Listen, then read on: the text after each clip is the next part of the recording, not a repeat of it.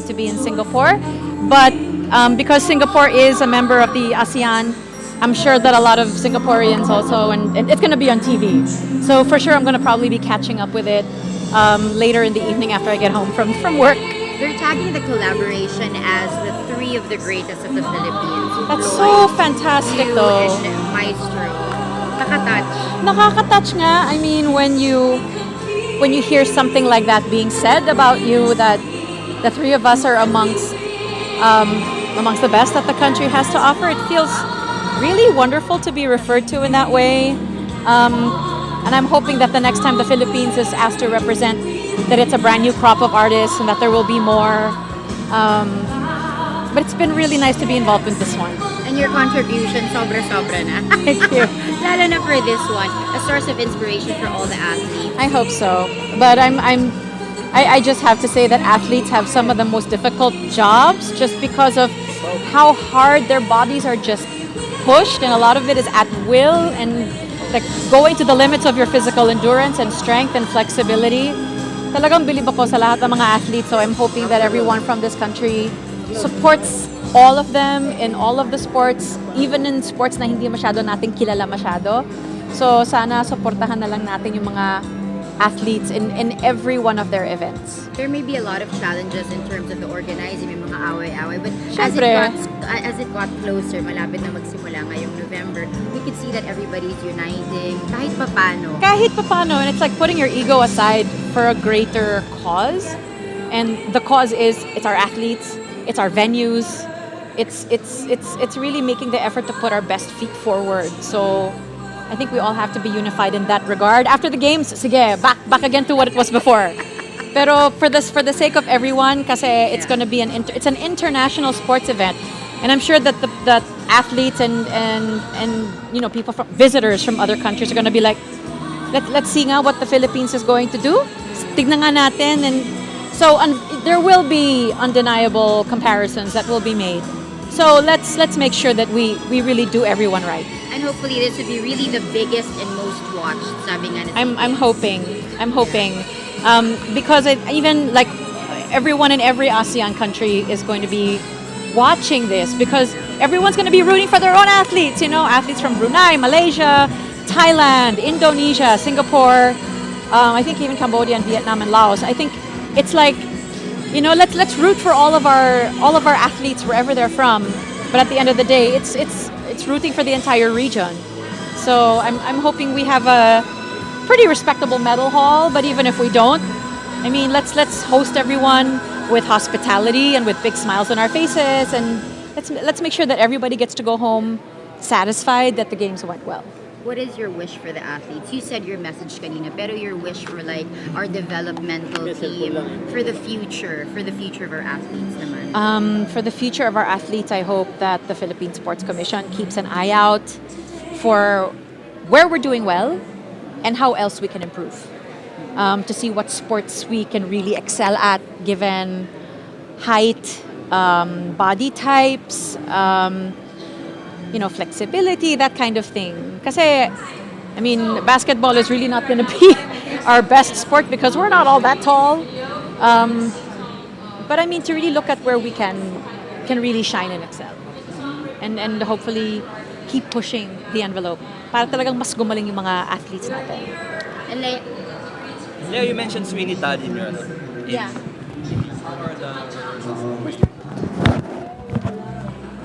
Yeah, so everybody's excited. We're all like, first day of school na tomorrow. So it's very exciting for all of us to actually get started. I mean, we had advanced music rehearsals a couple of weeks ago. Like mine was on my mom's birthday, so I won't forget when it happened. Just to get a head start and to start listening and working with each other. So there were like a couple of days for the ensemble and then one big day for the principals. So now we have like 3 days for everybody. And then when Bobby starts with us next week with parang there's like a show and tell where we look at the sets for the first time and we see what our costumes are going to look like. And then we start figuring out, okay, who are these characters? And that's going to be a really exciting day also. But these first 3 days for this week, it's all music. So we're all going to be like sabaw na yung magiging utak namin by Friday night. Sabaw na talaga kaming lahat. Have you and Jet Pangan started rehearsing your numbers? Only some of the like the stuff, like the advanced music rehearsal when we started working together. No. But as far as staging, wala pa. Lea, So- one more question. You've worked with a lot of composers, di ba? What do you think of that tawag ng tanghalang contestant who tweeted composer Oh my ka lang? gosh.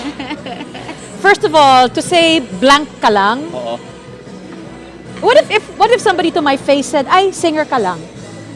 What are you Like- gonna do if someone did? I'm like, "Excuse me?" Like, don't you know who I think I am? No, just joking. It's like, number one, don't ever say blank ka lang Yeah. for any profession. Okay. Because minamaliit mo yung profession ng iba. When every profession is one of dignity. You know? And it's like, wag mong ilalang ang kahit sino. Na parang minamaliit mo yung kung sino man yung naging profession nila. And then you say that about Louis Ocampo. It's like, Oh my God. I was mortified when I heard about it. And it made me feel really bad And the for public Louis. apology wasn't like... I didn't watch it. I didn't watch it yet. So I have no opinion on how it came across. Kasi somebody might say, ay, anong klaseng apology yan? But somebody else might say, oh, no, that's acceptable. That's okay. So it's hard to say. I haven't seen it.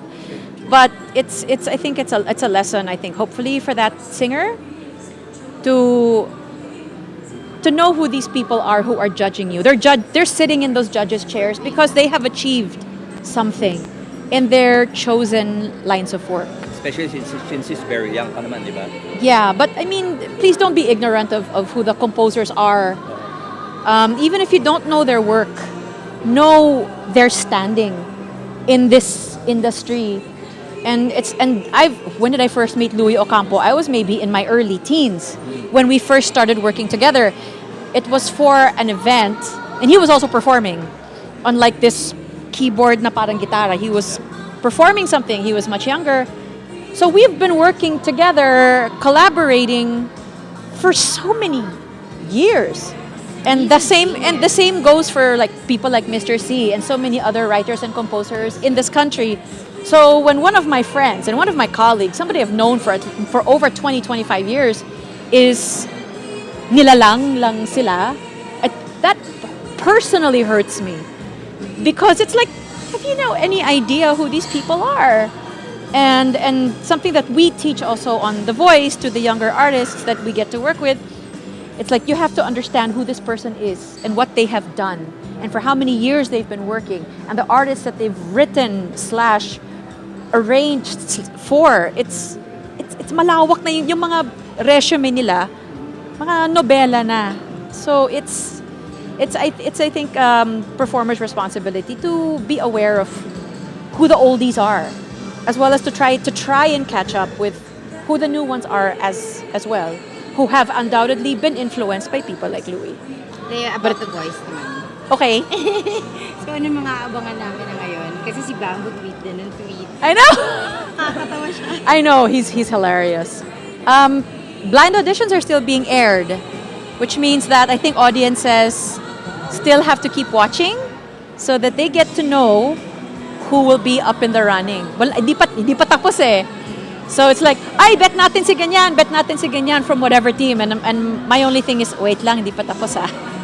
We're not done yet. Everybody's getting ahead of themselves. Yeah, and it's easy because the people that we show every week are crazy talented. So it's like, how do you resist the temptation to get ahead of yourself? Just wait. We're not finished. Blind auditions don't finish until second, third week of September. So we still have we got time, y'all. We still have time. Wait lang. Excited much, but because for us, we've already recorded all the way till semifinals. The last thing we have to do is grand finals. Yeah, the live shows for grand finals. Right after Sweeney Todd, it's like back into The Voice I go. So it's gonna be a crazy couple of months for me, but very, very exciting. I'm very, very excited. And congratulations on your show this weekend. Oh, thanks. Just a few days ago, we finished up. Super nice reviews. Yeah. Wow. I'm very pleased, and I think all of us are just happy with the way the show went. And thanks, Floy Quintos, who it's like I can't get away from these people. Thanks to Floy Quintos, who directed it, Gerard Salonga, and the ABS-CBN Philharmonic Orchestra, and to also my guests, Tanya Manalang, Esang de Torres, Nicole Chen, Michael K. Lee. What a fun weekend it turned out to be. Would there be a repeat? I don't think so. Because it was specific for the 10th anniversary of Resorts World. So it was a concert for a very specific celebration. So I don't think we'll be able to repeat it kasi the 10th anniversary will have come and gone by then. 11 naman. Just kidding. Iba naman, kailangang iba naman. Lea, thank you again and congratulations. Thank you very much. Miss Lea, I just wanted to ask, you've worked with Mr. C for such a long time. Yeah, and on many things. Yeah, you received the National Artist Award. And then ngayon po, he's set to receive the Ramon Magsaysay Award Yeah. next week.